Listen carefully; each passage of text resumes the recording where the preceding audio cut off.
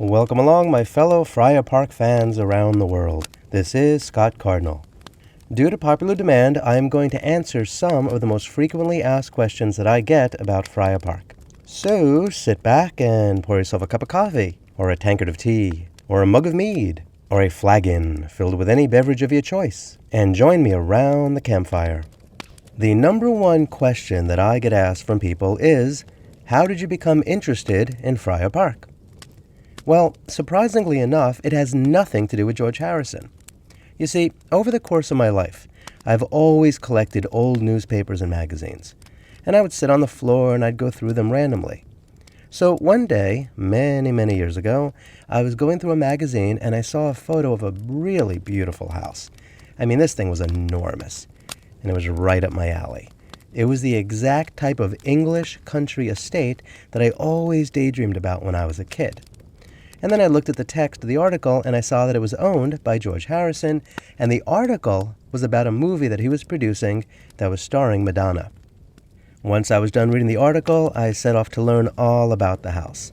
And once I learned about Sir Frank Crisp, the brilliant man who built it in order to live there with his family and his many scientific interests and his collection of gnomes and all the amazing gardens that he built, I was hooked. There was no turning back. I wanted to learn everything that I could about the estate built by Sir Frank Crisp. And so that's how I became interested in Friar Park. Another question that I get asked a lot is, how big is Friar Park? And whenever I get that question, I'm not sure if it's about the house or the gardens. A lot of people think that the house has 120 rooms. In fact, I even thought that in the early days. But that's incorrect. The mansion probably has around 36 rooms, many of which were repurposed over the course of time. After all, Sir Frank and Lady Crisp had half a dozen children, and they had nannies, and they had a staff that was required back in the late 1800s, and they had guest rooms for many of their visitors who stayed for extended periods of time, and they had nurseries and offices for the staff. And as we know, George Harrison had only one child, and so obviously the way George Harrison lived at Friar Park was much different than the way the Crisp family lived at the estate in the late 1800s and early 1900s.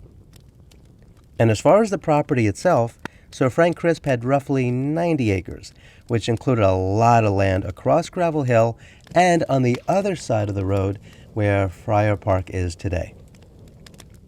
By the time George Harrison acquired the estate, it was roughly 30 acres. Another question I get asked a lot is, how much money did George Harrison spend restoring all the gardens? Well, the answer to that specific question is zero. And that's because George Harrison did not restore all of the gardens, even though there's always books and articles that say that he did.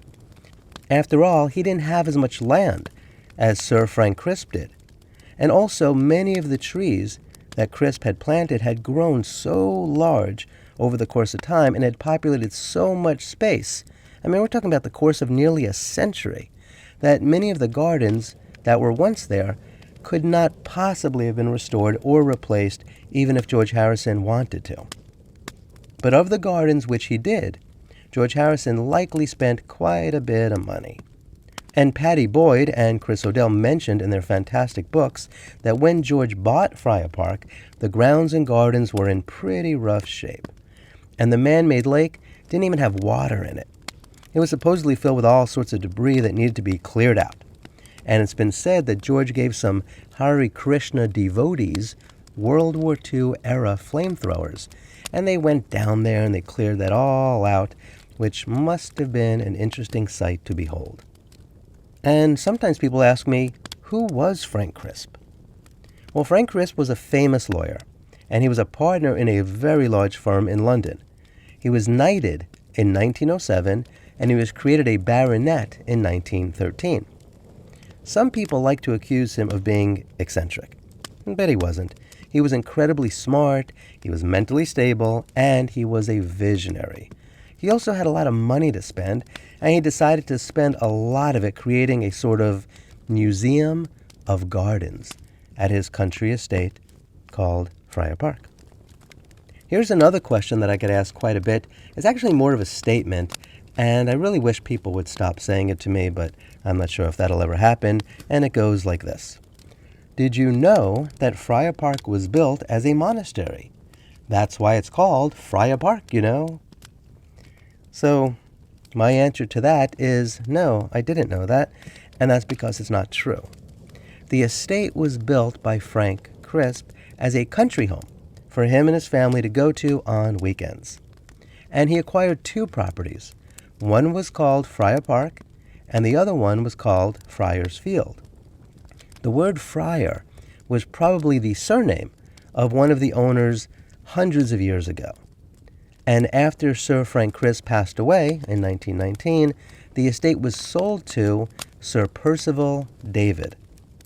And he lived there for a long time, decades. And upon his divorce from Lady David in the 1950s, the property was acquired either by direct sale or maybe even donation by the Salesian sisters, who mostly used it as a Catholic school for local children. Based on my research and speaking to people that had been there during that time, there were only a few of the sisters who even stayed on the property itself, and because the house was so cold, they couldn't even afford to heat it, and they actually stayed in one of the lodges on the property. And it's because George Harrison purchased Friar Park from these Salesian sisters that a whole bunch of really lazy writers pass on the incorrect information that Friar Park started off as a monastery. But it didn't. It was empty land. Then there were a couple of houses on it. Frank Crisp bought it, knocked those houses down, and built his estate. And it changed hands a handful of times before being purchased by George Harrison. Another question I get asked a lot is, how much money did Sir George Harrison pay for Friar Park? Well, for starters, George Harrison was not a sir. He was never given the honor of knighthood. He was an MBE, and that stands for Member of the Order of the British Empire, and it's simply awarded to someone who makes a positive impact in their line of work, whatever their line of work happens to be. In 1970, Friar Park was for sale for £125,000. George and Patty acquired it for £143,000. It seems kind of weird that he ended up paying more for it than the asking price, but he may have acquired some additional land that the Salesian sisters were planning to sell separately, or maybe he acquired some of the existing furnishings. Either way, that was a lot of bread back then, since the average price of a home in the UK at the time was about £10,000. Another question I get asked a lot is, what do you know about the recording studio at Friar Park? Well, here's what I know. It was built by Eddie Veal, who previously had built the first residential recording studio in the UK. He did that for John Lennon at Tittenhurst Park. And George Harrison's studio was top of the line, of course. And it was and still is located on the second floor of the southwest wing of the house.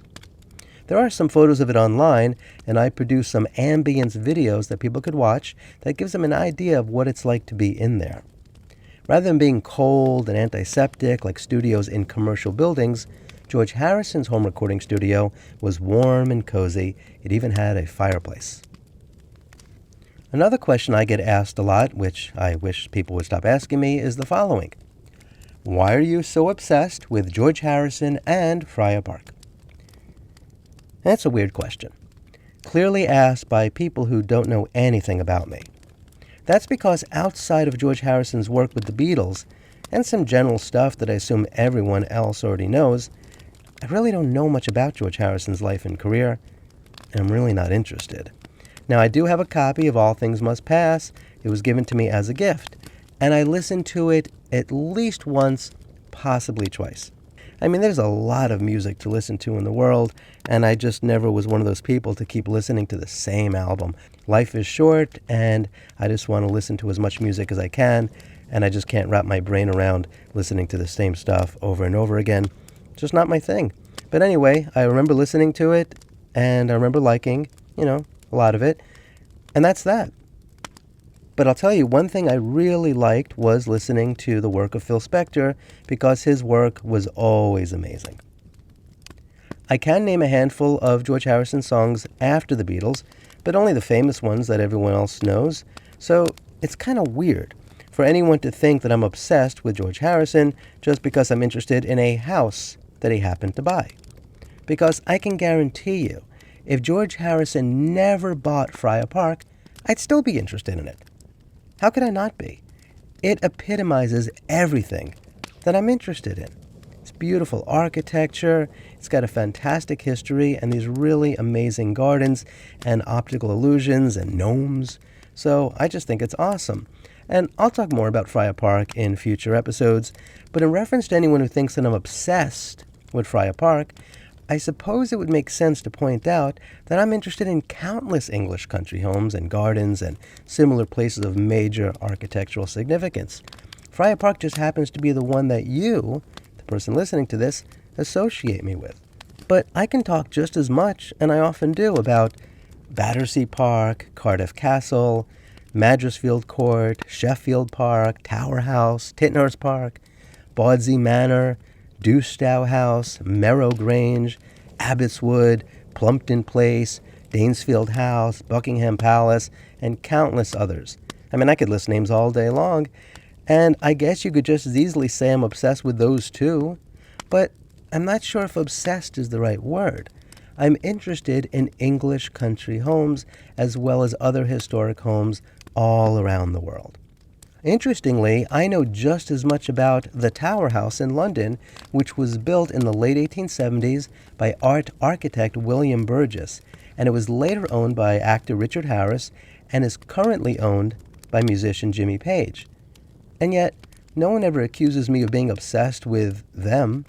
So I guess we're just dealing with maybe a bit of projection by people who, they themselves, are obsessed with George Harrison, and I guess they assume that everyone else is too. But in reference to Friar Park and George Harrison and me, they're wrong.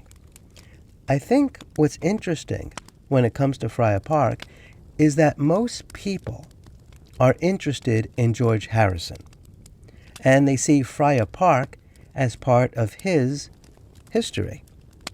Whereas I am interested in Friar Park, and I see George Harrison as just being a part of its history. So it's kind of the opposite, but either way we meet in the middle, and everyone's learning quite a bit over the course of time about Friar Park and George Harrison's life there. So that's all good. Another question I unfortunately get asked a lot, which I wish people would stop asking, is why don't you stop talking about Friar Park? Don't you think it's a violation of Olivia Harrison's security and privacy? Did you get her permission to write books and to talk about Friar Park? Do you have any idea how weird that sounds to somebody like me? Think about this from my perspective. I make a living writing and lecturing about historic homes. Friar Park was built in the late 1800s. It was famous long before George Harrison was even born. Just because most people never heard of it before George Harrison bought it, or they only care about it because George Harrison bought it, doesn't mean that's the case with me and with countless others around the world. Also, it's not my fault that George Harrison bought it. And it's not my fault that he died and left it to his widow. I mean, what if he left it to his son? Would it be a violation of his privacy if I talked about it? What if George Harrison left Friar Park to one of his siblings or his cousins? Would talking about it be a violation of their privacy? What if he left it to the International Society for Krishna Consciousness? Would it be a violation of their privacy if I talk about Friar Park? So I just don't understand the weird obsession that some people have with George Harrison's widow. It seems kind of weird. Of all the rock stars in the world, I don't know how many wives and widows other people can name. I mean, I guess a handful. Yoko Ono, and, people know who the other Beatles were married to. But, Ozzy Osbourne. But beyond that, how many people sit around thinking about the wives of musicians that they like? It's a bit creepy. And in reference to the whole permission thing, that's a bit annoying too, because I think about it this way. What if, while George Harrison was still alive, I contacted him, and I asked him for permission to write a book about Friar Park, and he said, yeah, that sounds great, go ahead and do it. And then he dies. Then what? Do I then need to write a letter to Olivia and ask her for the same permission? And so what if I do and she says yes? She goes, great, go ahead and do it. That sounds fantastic. And then a week later, she sells it to Mr. and Mrs. Smith. Do I then need to write a letter to them and ask them for permission? And then let's say they don't get a chance to answer me. You know, the letter's just sitting there on their desk. And then they go ahead and sell it to somebody else. So then whose permission do I get? I'm already working on the book, doing some lecturing, talking about it, and the house is not yet sold. At that point, whose permission do I get? Do I write a letter to the new people? When does it end? When is somebody like me allowed to stop asking people for permission to write about a 19th century house that they happened to buy and that they played no role whatsoever in building? And so questions like that are kind of weird to me. If I wrote a book and lectured about Buckingham Palace, do I need to write to the Queen and ask her for permission? What if I wanted to write and lecture about the White House? Do I need to write to whoever the current president happens to be and ask for their permission? So it's a bit weird, and I really can't wrap my brain around why people are obsessed with Olivia Harrison's privacy and security.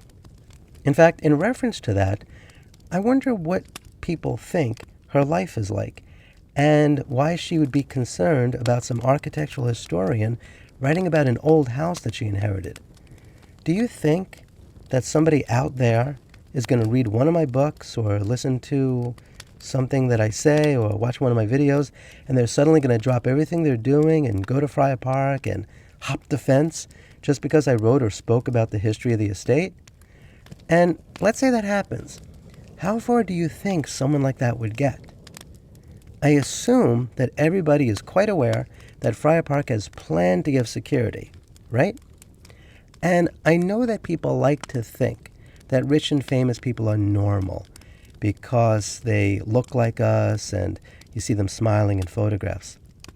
But their lives aren't like ours.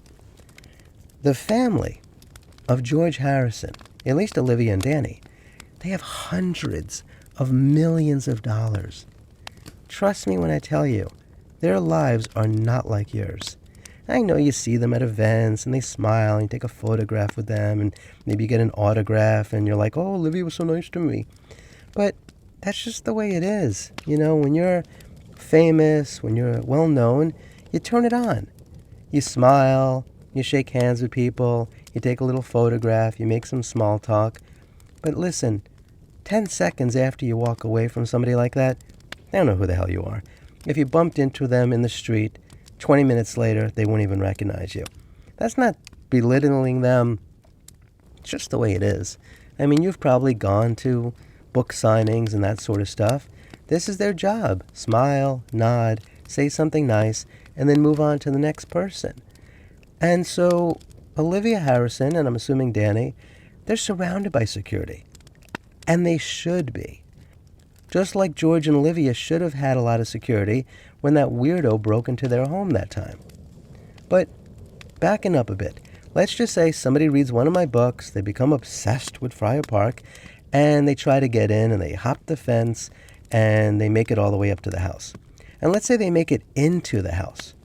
What makes you think that Olivia Harrison would even be there? I assume you know that George Harrison had several enormous estates in different parts of the world, right? I suppose that it's possible that Olivia sold them by now, but whether she did or she didn't, you know she's got to have other homes, right? In London and California and who knows where else.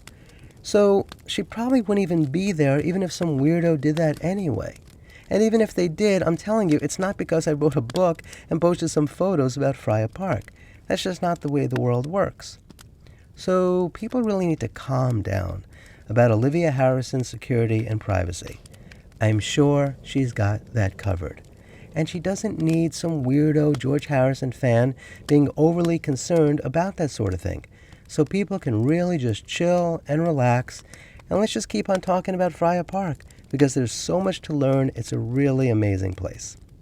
Another question that I get asked a lot, which is also kind of like a statement, is the following.